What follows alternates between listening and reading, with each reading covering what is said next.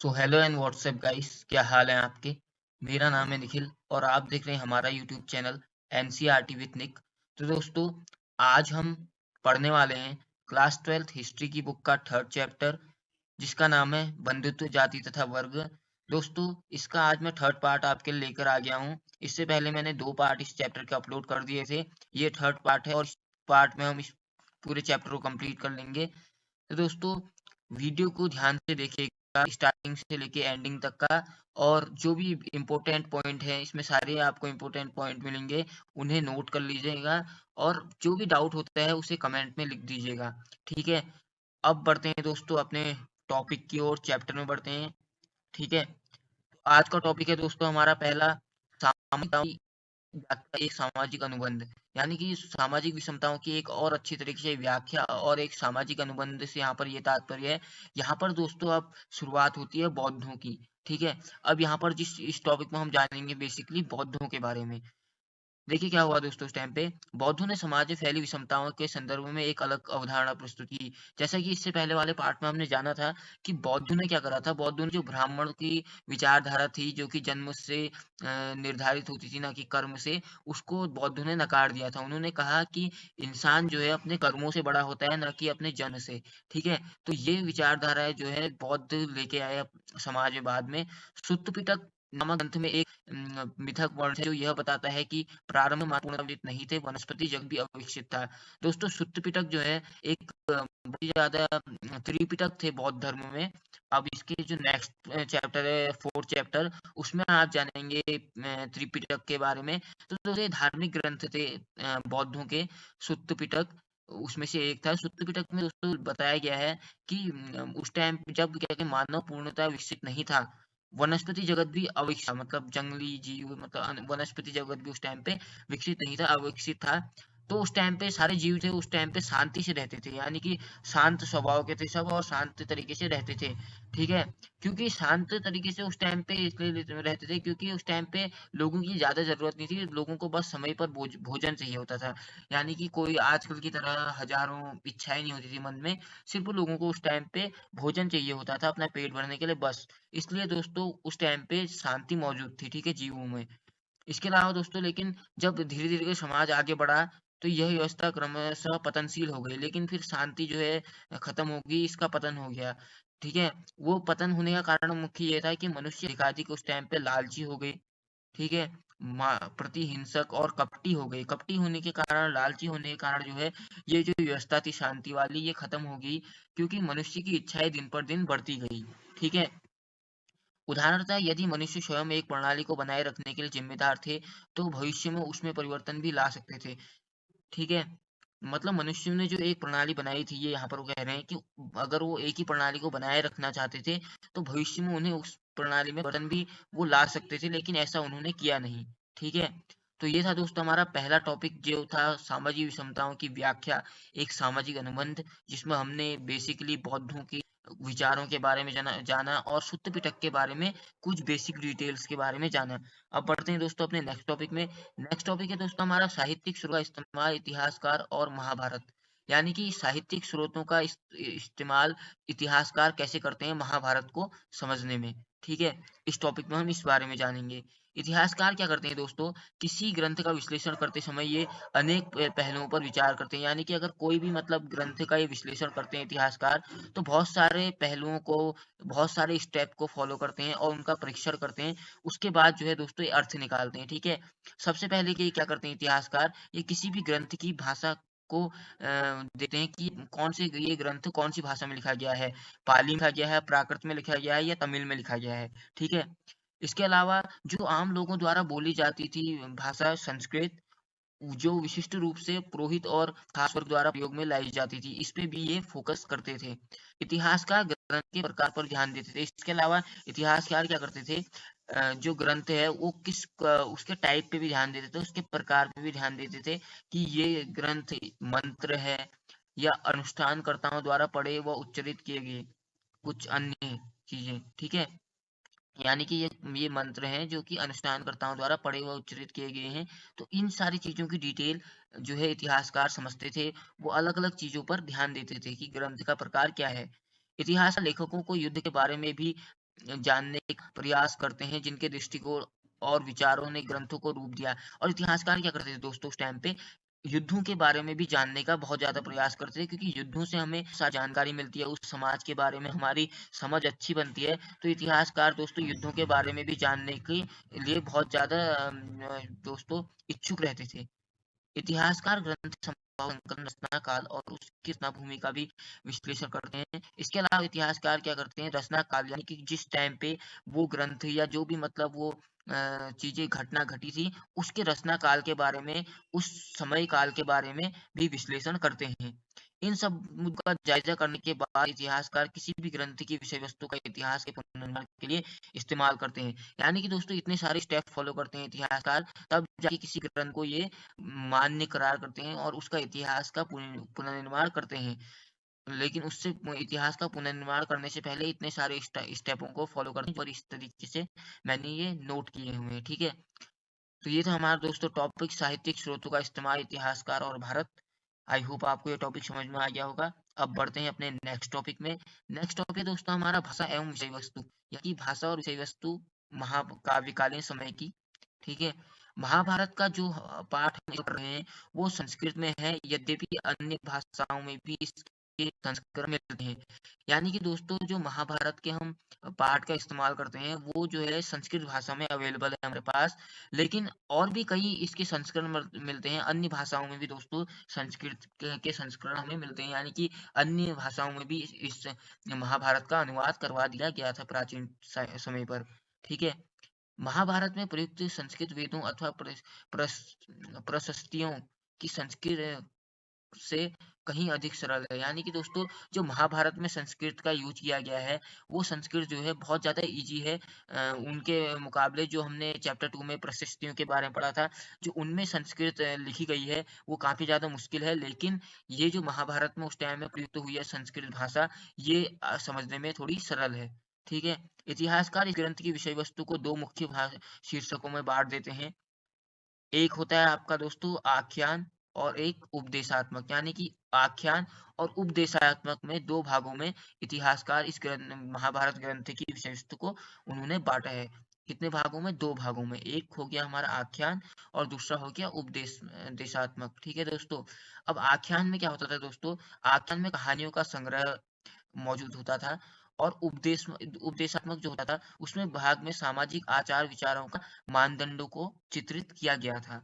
ठीक है, अधिकतर यहाँ इस बात पर एक मत है कि महाभारत वस्तुतः एक भाग में नाटकीय कथानक था, जिसमें उपदेशात्मक अंश बाद में जोड़े गए थे। यानी कि अधिकांश इतिहासकारों का मानना यह है दोस्तों कि महाभारत जो था एक नाटकीय कथानक था, लेकिन बाद में क्या हुआ, बाद में धीरे धीरे करके इसमें अनेकों उपदेशात्मक अंश जोड़ दिए गए, जिससे ये इतना ज्यादा विस्तृत हो गया। ठीक है, कुछ इतिहासकारों का मानना है कि स्वजनों के बीच हुए युद्धों की स्मृति ही महाभारत का मुख्य कथानक है। यानी कि कुछ इतिहासकारों का भी और बहुत सारे इतिहासकार यही मानते हैं कि महाभारत का जो मेन विषय वस्तु थी वो थी स्वजनों के बीच में युद्ध। यानी कि स्वजन का अर्थ होता है दोस्तों भाइयों भाइयों में युद्ध, या जिनसे आपका खून का रिश्ता हो उनमें जो युद्ध होना ही स्वजनों से युद्ध हम कहेंगे, जो अपने जन होते हैं जिनसे हमारा खून का रिश्ता होता है। जैसे कि महाभारत में क्या हुआ था, और पांडवों के बीच में युद्ध हुआ था, जबकि कौरव और पांडव जो है आपस में दोस्तों एक ही परिवार से थे, एक ही वंश से बिलोंग करते थे, इसलिए दोस्तों इसे स्वजनों की लड़ाई भी कहा गया है। ठीक है, तो ये था दोस्तों हमारा टॉपिक भाषा एवं वस्तु। आई होप आपको ये समझ में आया होगा। अब बढ़ते हैं दोस्तों अपने नेक्स्ट टॉपिक की ओर। नेक्स्ट टॉपिक है दोस्तों हमारा सदस्यता की खोज। अब जानते हैं ये सदस्यता की खोज में आखिर किस चीज के बारे में बताया जा रहा है। तो दोस्तों महाभारत में अन्य किसी भी प्रमुख महाकाव्य की भांति युद्धों, वनों, राजमहलों और बसों का अत्यंत जीवंत चित्रण मौजूद है। ठीक है, 1951-1952 में क्या हुआ था दोस्तों, बीबी लाल एक पुरातत्ववेत्ता थे। 1900, ये बहुत ज्यादा इंपॉर्टेंट पॉइंट है दोस्तों, यहाँ पर से क्वेश्चन भी बनता है बीबी लाल के बारे में, 7 मार्क्स का क्वेश्चन आता है, और बहुत से लोग इसमें कंफ्यूज भी हो जाते हैं और उनके समझ में भी नहीं आता इसमें लिखना क्या है करके। तो ये इंपॉर्टेंट क्वेश्चन है दोस्तों, इसको आप नोट कर लीजिए और इस मतलब पॉइंट को नोट कर लीजिएगा, और इससे ही दोस्तों एग्जाम में क्वेश्चन बनते हैं। तो बीबी लाल जो है दोस्तों एक पुरातत्ववेत्ता थे। 1952 में क्या हुआ था, 1951-52 में मेरठ जिले उत्तर प्रदेश के हस्तिनापुर नामक एक गांव में खनन किया। इन्होंने क्या करा, हस्तिनापुर नामक गांव में खनन किया उत्तर प्रदेश में। ठीक है, जो कि वो हस्तिनापुर आप दोस्तों जानते हैं महाभारत का केंद्र बिंदु रहा था। ठीक है, बीबी लाल यहाँ आबादी के 5 स्तरों के साक्ष्य मिले थे। यानी कि यहाँ 5 स्तरों के थे, तो एग्जाम में क्वेश्चन यही बनता है दोस्तों कि बीबी लाल को जो आबादी के 5 स्तरों के साक्ष्य मिले थे, उनके बारे में समझाइए। ठीक है, तो ये वाला क्वेश्चन है और ये क्वेश्चन में कंफ्यूज भी हो जाते हैं। तो अब मैं बताता हूँ जो आपको पॉइंट उनको नोट कर लीजिएगा। ठीक है, जिनमें दूसरा और तीसरा स्तर जो है हमारे लिए काफी ज्यादा इम्पोर्टेंट है, जो इनको आबादी के 5 स्तर मिले थे बीबी लाल को, उनमें से जो है दोस्तों हमारे दूसरा और तीसरा स्तर जो है हमारे लिए काफी ज्यादा महत्वपूर्ण है। क्योंकि दोस्तों दूसरे स्तर में लगभग 12वीं शताब्दी से शताब्दी ईस्वी पूर्व पर मिलने वाले घरों के बारे में लाल कहते हैं।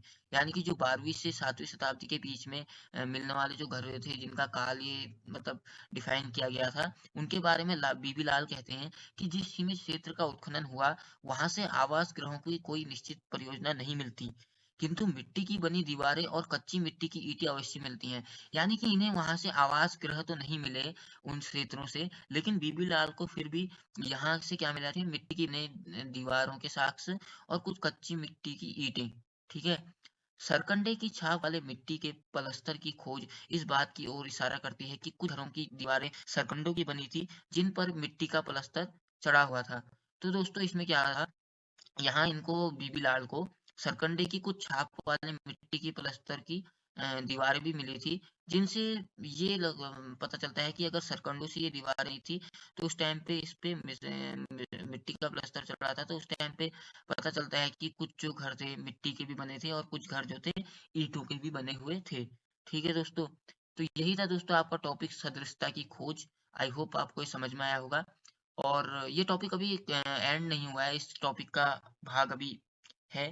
तो ये है इस टॉपिक का एक और अंश। ठीक है, तो तीसरे स्तर में क्या हुआ था दोस्तों, लगभग छठी शताब्दी से तीसरी शताब्दी ईस्वी पूर्व के लिए लाल कहते हैं तृतीय स्तर के बारे में। तृतीय काल के घर कच्ची और कुछ पक्की ईंटों के बने हुए थे, और इनके जहाँ ये द्वितीय काल के द्वितीय स्तर के घरों के बारे में बता रहे थे कि वो मिट्टी के बने थे, और यहाँ जो है तृतीय काल के घरों के बारे में लाल ने बताया है कि ये घर जो है कुछ कच्ची और कुछ पक्की ईंटों के बने हुए थे। इनमें शोषक घट और ईंटों के नाले गंदे पानी के निकास के लिए इस्तेमाल किए जाते थे, और वलय कूपों का इस्तेमाल कुओं और मल की निकासी वाले गर्तों दोनों ही रूप में किया जाता था। ठीक है दोस्तों, तो तृतीय काल के स्तरों में दोस्तों बीबी लाल को वहां नालियां भी मिली, वलय कूप भी मिले। महाभारत की चुनौतीपूर्ण तथा द्रौपदी से पांडवों के विवाह की है। अब क्यों है ये सबसे चुनौतीपूर्ण उपकथा दोस्तों? क्योंकि यह एक बहुपति विवाह का उदाहरण है, जो महाभारत की कथा का अभिन्न अंग है। ठीक है, क्योंकि दोस्तों बहुपति विवाह बहुत कम होते थे उस टाइम पे। तो ये हमारे लिए बहुत महत्वपूर्ण है, क्योंकि एक पहला एग्जाम्पल है बहुपति विवाह का ये हमारे लिए। यदि हम महाकाव्य के इस अंश का विश्लेषण करें तो यह विदित होता है कि लेखकों ने विभिन्न तरीकों से इसका स्पष्टीकरण देने का प्रयास किया है। और ये जो बहुपति विवाह किया था द्रौपदी द्वारा किया गया था, तो उसके बारे में अलग अलग लेखकों ने अलग अलग अपने विचार स्पष्टीकरण करने का प्रयास किया है। तो दोस्तों यही था बीबी लाल के द्वितीय और तृतीय स्तर के बारे में, जो इन्हें 5 स्तर मिले थे हस्तिनापुर में। तो इन पॉइंट को नोट कर लीजिए, क्योंकि एग्जाम में इसमें से क्वेश्चन हमेशा बनता है। और अगर ये क्वेश्चन आएगा तो 7 मार्क्स से नीचे या 5 मार्क्स से नीचे तो आने नहीं आएगा। ठीक है, क्योंकि बहुत लॉन्ग क्वेश्चन बनता है इसमें। तो यही था हमारा टॉपिक दोस्तों। अब बढ़ते हैं अपने नेक्स्ट टॉपिक में। नेक्स्ट टॉपिक है दोस्तों हमारा एक गतिशील ग्रंथ है। एक गतिशील ग्रंथ से दोस्तों यहाँ इशारा किया जा रहा है महाभारत की ओर। तो गतिशील कहने का तात्पर्य यह है दोस्तों कि ये जो महाभारत ग्रंथ है, ये इसमें कभी भी रुकावट नहीं आई। इसमें हमेशा कुछ ना कुछ नई चीजें जुड़ती गई। इसीलिए दोस्तों इसे महा गतिशील ग्रंथ कहा गया है, क्योंकि नई नई चीजें इसमें अलग अलग इतिहासकारों द्वारा ऐड की गई। ठीक है दोस्तों, महाभारत का विकास संस्कृत पाठ के साथ ही समाप्त नहीं हो गया। शताब्दियों से महाकाव्य के अनेक पाठांतर विभिन्न भाषाओं में लिखे गए, लेकिन अलग अलग भाषाओं में दोस्तों इस महाकाव्य को लिखा गया लोगों द्वारा, इतिहासकारों द्वारा अलग अलग भाषाओं में इसे लिखा गया। अनेक कहानियां जिनका उद्भव एक क्षेत्र विशेष में हुआ और जिनका खास लोगों के बीच प्रसार हुआ, वे सब इस महाकाव्य में समाहित कर ली गई। साथ ही इस महाकाव्य की मुख्य कथा की अनेक पुनर्व्याख्याएं भी की गई। और जो इसकी मुख्य कथा थी महाकाव्य की, महाभारत की, ये मतलब कौरव और पांडवों के बीच में युद्ध की। तो इसकी भी बहुत समय हर बहुत टाइम पे पुनर्व्याख्याएं की गई और इन पे विचार किया गया इतिहासकारों द्वारा कि ये जो घटना हुई थी ये सच थी या नहीं। ठीक है दोस्तों, इसके प्रसंगों को मूर्तिकला और चित्रों में भी दर्शाया गया है। और जो ये महाकाव्य काल महाभारत है, इसके जो प्रसंग है उन्हें मूर्तिकला अस्त्रों भी दर्शाया गया है इतिहासकारों द्वारा। ठीक है दोस्तों, इस महाकाव्य ने नाटकों और नृत्य कलाओं के लिए भी विषय वस्तु प्रदान की। इसके अलावा ये जो महाकाव्य है हमारा महाभारत, इसने नाटकों और नृत्य कलाओं के लिए भी अपनी विषय वस्तु प्रदान की।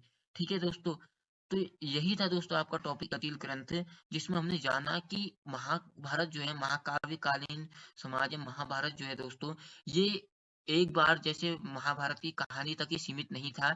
इसमें हर बार कुछ ना कुछ नई चीजें हमेशा ऐड होती रही, इसलिए एक गतिशील ग्रंथ बना रहा और अभी भी बहुत सारी चीजों के बारे में हमें इसमें जानना है और आने वाले भविष्य में भी बहुत सारी चीजें इसमें ऐड होंगी। ठीक है, तो यही था दोस्तों आपका टॉपिक और चैप्टर यहाँ पर दोस्तों आपका कंप्लीट हो जाता है। आई होप दोस्तों आपको ये चैप्टर कंप्लीट समझ में आया होगा। अगर दोस्तों आप और अच्छे तरीके से चैप्टर को समझना चाहते हैं तो मेरी ये वीडियोस को दोबारा रिपीट करके देख लीजिएगा और एक बार अपनी एनसीईआरटी की बुक को ऊपरी तौर पे पढ़ लीजिएगा, आपके कॉन्सेप्ट क्लियर हो जाएंगे। ठीक है, ये चैप्टर जो है दोस्तों आपका काफी इंटरेस्टिंग था। अब नेक्स्ट चैप्टर मैं आपके लिए लेकर आऊंगा। इस चैप्टर से क्वेश्चन बहुत आते हैं दोस्तों एग्जाम में, तो ये आपके लिए इम्पोर्टेंट चैप्टर है, इसे इसके पॉइंट्स को नोट कर लीजिएगा। और वीडियो देखने के लिए दोस्तों थैंक यू और हम मिलेंगे अब आपसे नेक्स्ट वीडियो में। तब तक के लिए गुड बाय दोस्तों।